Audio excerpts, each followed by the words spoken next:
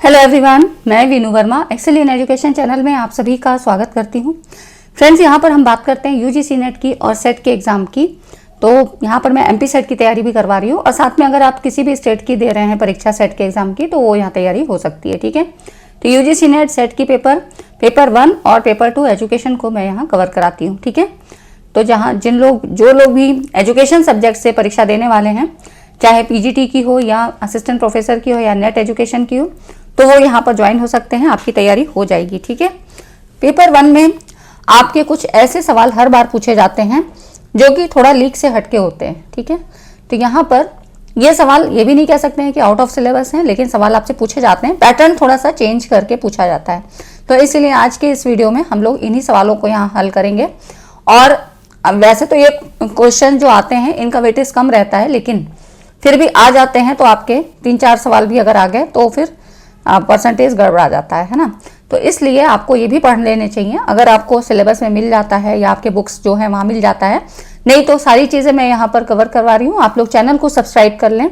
जो लोग इस चैनल से जुड़े हुए हैं वो यहाँ पर ज्वाइन हो सकते हैं। सभी का इस चैनल पर स्वागत है। तो आज के इस वीडियो में हम लोग कुछ इंपॉर्टेंट क्वेश्चंस को, जिनको कह सकते हैं डिफिकल्ट क्वेश्चन है, वो यहाँ पर डिस्कस करेंगे। तो सभी लोग यहाँ पर चैनल पे ज्वाइन हो सकते हैं। और आपको यहाँ पर मैं वीडियो 1 बजे देती हूँ दिन में। ठीक है, पहले मैं शाम को देती थी 6 बजे, लेकिन मेरी कोशिश है कि मैं आपको यहाँ पर 2 वीडियो दे सकूँ दिन में, क्योंकि दिसंबर के लिए एग्जाम की तैयारी होनी है तो ज़्यादा टाइम है नहीं आपके पास।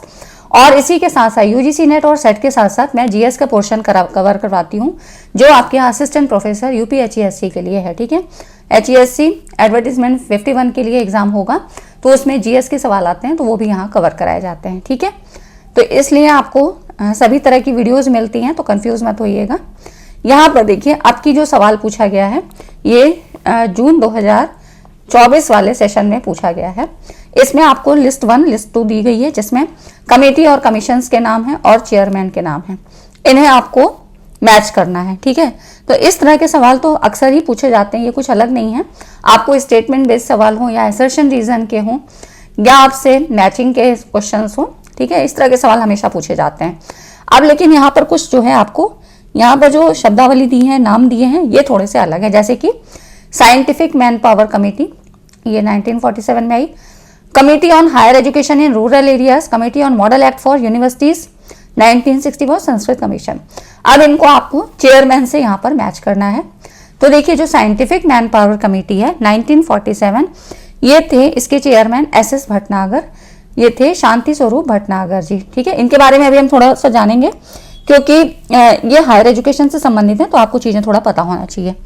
और देखिए, committee on higher education in rural areas, इसके थे KL श्रीमाली जी। ठीक, इसके चेयरमैन। और नेक्स्ट है आपका committee on model act for universities 1961, ये थे DS कोठारी। ठीक, दौलत सिंह कोठारी। और संस्कृत कमीशन, संस्कृत आयोग जिसको कहते हैं, सुनीत कुमार चटर्जी। ठीक है, तो ऐसे सवाल आपसे अब की बार पूछे गए। तो इस तरह के सवाल, मैंने पहले भी कहा कि ज्यादा वेटेज नहीं होता है कि आपको ऐसे सोच के परेशान हो जाना है कि इसी तरह के सवाल सारे बनेंगे। अधिकतर सवाल आपके बेसिक कॉन्सेप्ट पे होते हैं, तो उतना तो आपको पता ही होना चाहिए। ठीक है, इस बेसिक कॉन्सेप्ट पे आपके मैक्सिमम PYQs, मैक्सिमम क्वेश्चन होते हैं। और ऐसे जो थोड़े से एडिशनल क्वेश्चंस होते हैं, इनका परसेंटेज कम होता है। तो आपको बेसिक कॉन्सेप्ट तो बिल्कुल तैयार करना है। जितनी चीजें अगर आप PYQs के माध्यम से करेंगे तो आपकी ज्यादा पकड़ होगी, है ना। तो सब्जेक्ट में पकड़ बनाने के लिए PYQs को ध्यान रखिए, क्योंकि PYQs करने से आपका जो है कॉग्निटिव लेवल डेवलप होता है। उससे आपको पता लगता है कि क्वेश्चन किस फॉर्म में फ्रेम किए जा सकते हैं। ठीक है, तो ये सारी चीजें आपके लिए जरूरी हो जाती हैं। यहाँ पर देखिए, यूजीसी के जो पहले अध्यक्ष शांति स्वरूप भटनागर थे, SS भटनागर। ठीक है, तो ये यूजीसी के पहले चेयरमैन थे यहाँ पर। और जब 1953 में यूजीसी को शिक्षा मंत्रालय के तहत एडवाइजरी बॉडी, जिसको सलाहकार निकाय के रूप में कहा गया, स्थापित किया गया था। देखिए, 1953 में इसका एक सजेशन आया था सलाहकार एडवाइजरी बॉडी के रूप में, तब भटनागर इसके पहले अध्यक्ष बने थे। ठीक है, SS भटनागर इनका नाम है। और फिर यूजीसी को 1956 में एक स्टैट्यूटरी बॉडी, विधायी निकाय, मतलब संवैधानिक रूप से इसको औपचारिक रूप से स्थापित किया गया संवैधानिक निकाय के रूप में। ठीक है, इसके बाद DC देशमुख जो कि एक प्रख्यात अर्थशास्त्री थे, इनको पहला अध्यक्ष नियुक्त किया गया। तो अंतर समझ में आ गया आपको कि जब 1953 की बात होगी, और यूजीसी का स्थापना दिवस भी ऐसे ही पूछा जाता है, तो 1953 और 1956 ये आपको फर्क पता होना चाहिए कि क्या चीजें हैं। तो यहाँ पर एसएस भटनागर थे उस समय, ठीक है। और 1953 में जब एक एडवाइजरी बॉडी के रूप में स्थापित हुआ, जब विधायी संवैधानिक निकाय के रूप में आया, तब यहाँ पर सी.डी. देशमुख थे, और ये 1956 में बना था।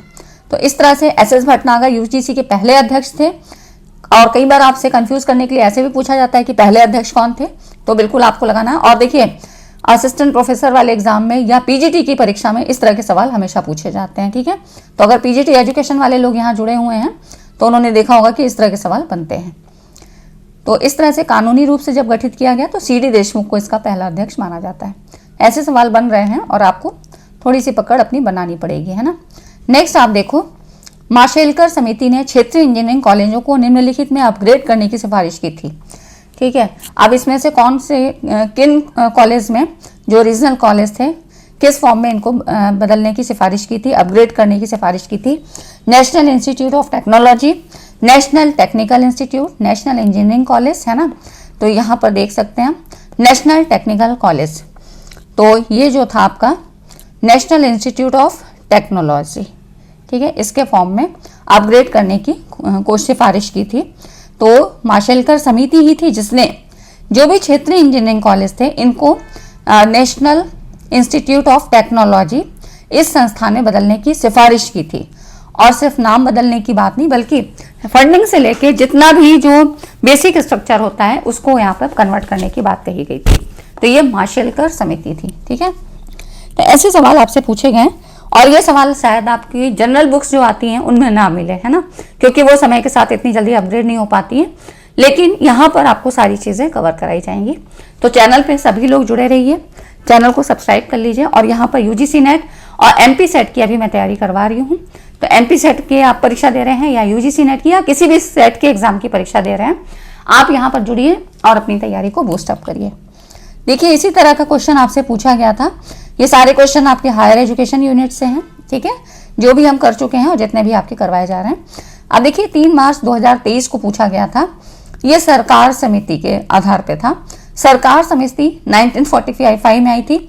इसके रिकमेंडेशंस के अनुसार भारत के 4 क्षेत्रों में, यहाँ आपको फिल इन द ब्लैंक करना है, पर आधारित उच्च प्रौद्योगिकी संस्थानों को स्थापित किया गया था।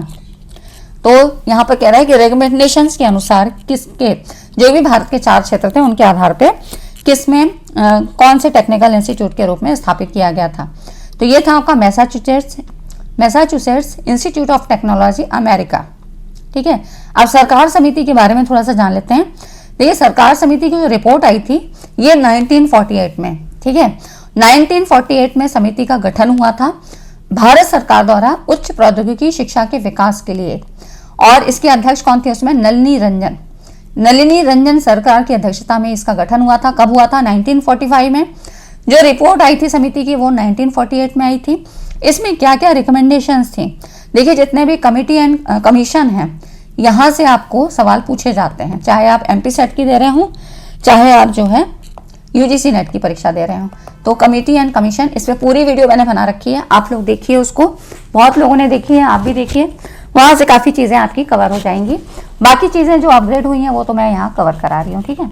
अब देखिए, रिकमेंडेशंस हमेशा पूछी जाती हैं आपसे, जितने भी समिति और आपके समिति और आयोग हैं, इनसे जो भी सुझाव दिए गए, जो भी सिफारिशें दी गई थी, वो जरूर आपसे पूछे जाते हैं। तो इसमें क्या कहा गया?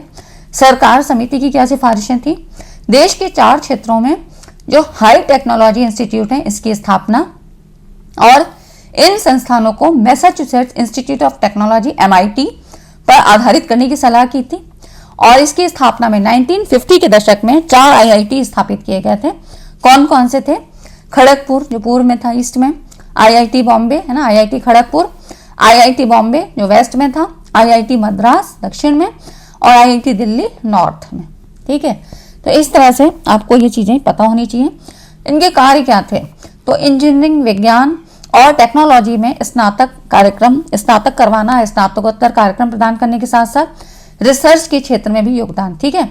तो जितने भी आपके ग्रेजुएशन या पोस्ट ग्रेजुएशन वाले कोर्स थे उनके साथ साथ रिसर्च के क्षेत्र में कार्यों को कराना।